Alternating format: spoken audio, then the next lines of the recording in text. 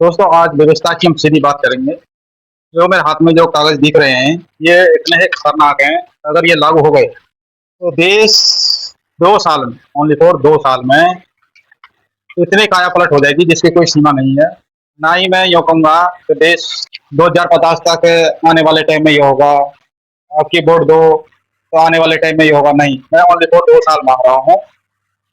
जो ये आपको कागज दिख रहे हैं, ये 2 साल के अंदर इतने प्रभावशाली हो जाएंगे जिसकी कोई सीमा नहीं है। इसमें अलग अलग कानून की व्यवस्था बताई गई है जो हमारे देश को इस टाइम बहुत ही आवश्यकता है। जिस जब जब ये देश आगे बढ़ता है तो अपने संविधान में परिवर्तन हुआ। अब इसकी बहुत आवश्यकता है कि देश में इसको लागू करा जाए। 19वीं सदी में ब्रिटिश लेखक थॉमस ने जब पहली बार लाल फीताशाही का उदाहरण दिया था तो उस टाइम में फाइलों को बंद करके लाल फीता से बांधकर अलमारियों में बंद कर दिया जाता था। और आज वो टाइम सिस्टम वही है। डिजिटल इंडिया के नाम पर फाइलें कंप्यूटर में अटक गई। उस टाइम की बात थी, अभी भी है वही। सिस्टम तो वही है। जब उस टाइम लाल फीते से बांध कर फाइलों को अलमारियों में रख देते, अब डिजिटल इंडिया होने के बावजूद भी कंप्यूटरों को वो फाइलें पेंडिंग बता बता रखी। आज के टाइम में टेक्निकल एरर और अंडर प्रोसेसिंग बताकर फाइलों को हटा रखा है। जनता की कोई सुविधा या सुनवाई नहीं होती। मशहूर समाजशास्त्री मैक्स वेबर ने नौकरशाही का सिद्धांत दिया था, तार्किकता और इंसानियत की सिद्धांत बताया था। परंतु आज क्या ये टाइम पे हो रहा है? वेबर की नौकरशाही आज के टाइम पर लोहे का पिंजरा बन चुकी है, जहाँ नियम जनता की भलाई के लिए नहीं, अफसरों की तानाशाही को बचाने के लिए इस्तेमाल होते हैं। इतिहास में राजा महाराजा अपनी मर्जी से हुक्म चलाते थे, और आज के टाइम पर और आज हमारे पब्लिक सर्वेंट पेपर माफिया को बढ़ावा देते हैं। एसी कमरों में बैठकर जो योजना बनाई जाती है वो कभी भी जमीन पर लागू नहीं होती। अगर वो खुद जमीन पे आएंगे तो उनको मालूम पड़ेगा कि यहाँ जो योजना चलाई गई है वो क्या हकीकत में जमीन तक पहुंच पाई है, नहीं। क्योंकि उन्होंने एसी कमरों की आदत पड़ चुकी है, वो कभी भी आम पब्लिक की बात को महत्व नहीं देंगे। इस ऐतिहासिक प्रशासनिक असंतुलन को खत्म करने के लिए ही ये मैंने बनाया है। ये मैं लगा दूंगा, आप बारीक बाई बारीक पढ़ना एक एक। ये है राष्ट्रीय सुशासन घोषणा पत्र। ये सिर्फ एक कागज का टुकड़ा नहीं है, इसमें बाबा साहब की वो अमूल सोच है जो देश में लागू होना चाहिए। इसमें पॉइंट बाई पॉइंट मैंने 1 से लेकर 9 तक के स्तंभ बनाए हैं। इनको जरूर ध्यान से पढ़ें, और मैं इसको डिस्क्रिप्शन में भी डाल दूंगा बाकायदा कंटेंट के नाम पर। वहाँ आपको इसमें ऑप्शन मिल जाएंगे यस और नो के चुनने में, जिससे इसकी वोटिंग के आधार पर हम इसकी आगे की प्रोसेस करेंगे। अगर जब आपको चुनाव होता है तो एक एक वोट की अहमियत होती है, उसी अकॉर्डिंग यहाँ भी आपकी एक वोट बहुत ही मायने रखता है। अगर इसमें 1000 से ऊपर या 2000 के करीब आते हैं तो हम इस पत्र को बाकायदा माननीय प्रधानमंत्री को और राष्ट्रपति को भेजेंगे, जिससे आगे का निर्णय लिया जा सके। और आप ये जरूर पढ़ें। स्तंभ एक, सख्त जवाबदेही, समय सीमा, स्वतः पद मुक्ति। नियम, किसी भी प्रशासनिक विफलता, पेपर लीक या नीति के असफल होने पर लंबी जांच कमेटी का नाटक पूरी तरह खत्म होगा। 15 से 30 दिन की समय सीमा, टाइमलाइन। संबंधित विभाग या मंत्रालय को समस्या के समाधान के लिए एक निश्चित समय सीमा मिलेगी।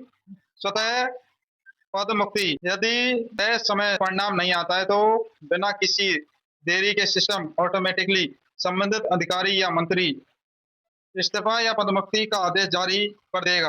आंदोलन पर अग्निवीर परीक्षा, जैसे अग्निवीर परीक्षा आर्मी में और केंद्र की जितनी भर्तियां में चल रही है ना, ऐसे ही इनके खिलाफ अग्निवीर परीक्षा होनी चाहिए। यदि किसी नीति के खिलाफ जनता या छात्रों का आंदोलन 15 से 20 दिन से ज्यादा किस्सा है तो चुनाव आयोग तुरंत क्षेत्र पद के लिए तुरंत वोटिंग कराए।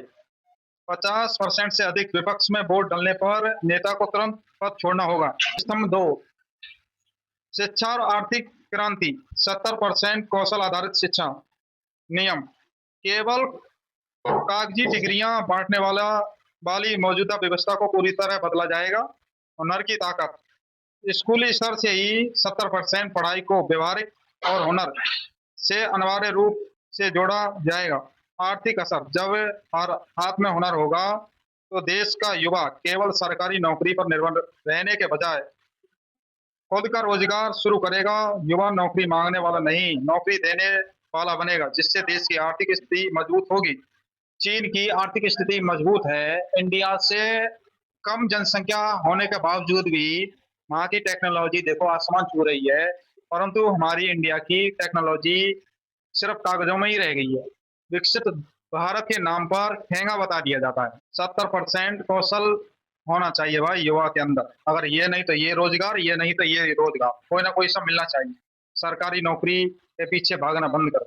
स्तंभ 3, मंत्रियों नीति निर्माताओं के लिए योग्यता एवं अनुभव का पैमाना। न्यूनतम अनुभव, शिक्षा मंत्री, कानून मंत्री या अन्य तकनीकी मंत्रालयों के प्रमुख केवल चुनाव जीतकर आए नेता नहीं होंगे, उनके पास उस क्षेत्र का कम से कम 10 से 15 साल का व्यवहारिक अनुभव, जैसे प्रतिष्ठित कॉलेज प्रोफेसर, राष्ट्रीय पुरस्कार विजेता या वरिष्ठ कानून विद होना अनिवार्य होगा, ताकि वे नीतियों को एथिक्स एवं एथिक्स के साथ बना सकें। ताकि नेताओं पर तुरंत रोक, जिस भी उम्मीदवार या नेता पर कोर्ट में आरोप तय हो जाता है तो उस पर नए कानून की धारा 163, पुरानी धारा 144 की तर्ज पर तुरंत प्रभाव से चुनाव लड़ने, पद संभालने एवं राजनीतिक रैलियों में जाने पर पूर्णतः प्रतिबंध लगेगा।